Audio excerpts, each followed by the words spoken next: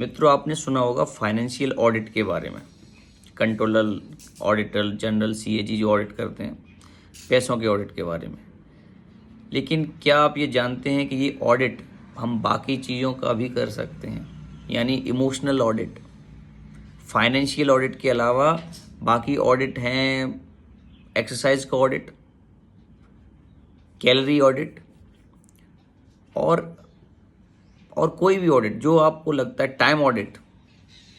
तो ऑडिट में क्या करते हैं, हम देखते हैं कि हमने कितना पाया और कितना खर्च किया, बेसिकली उसको हम एनालाइज करते हैं।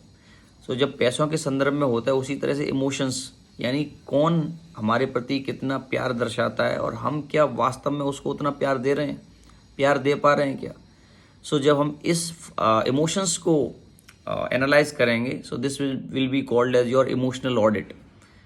यानी आपके जो रिश्ते, आपका जीवन साथी, आपके बच्चे, माता पिता जो इमोशंस आपसे डिज़र्व करते हैं, क्या वो उन इमोशंस का डेली डोज पा रहे हैं क्या उनको वो इमोशंस मिल रहे हैं? क्या आप अपना प्यार उनके प्रति प्रदर्शित कर रहे हैं, अपना आदर, सम्मान, प्रेम प्रदर्शित कर रहे हैं?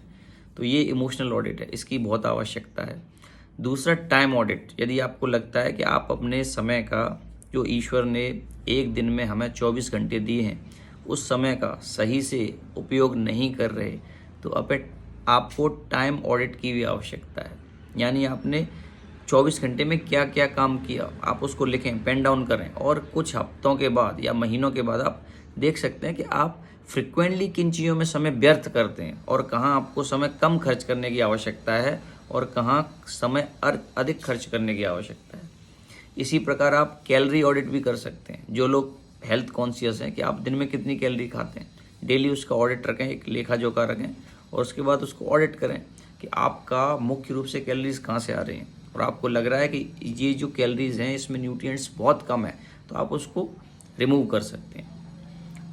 पीटर ड्रकर ने कहा है कि आप जिस चीज़ को मेज़र कर सकते हो उसे ही इम्प्रूव कर सकते हो।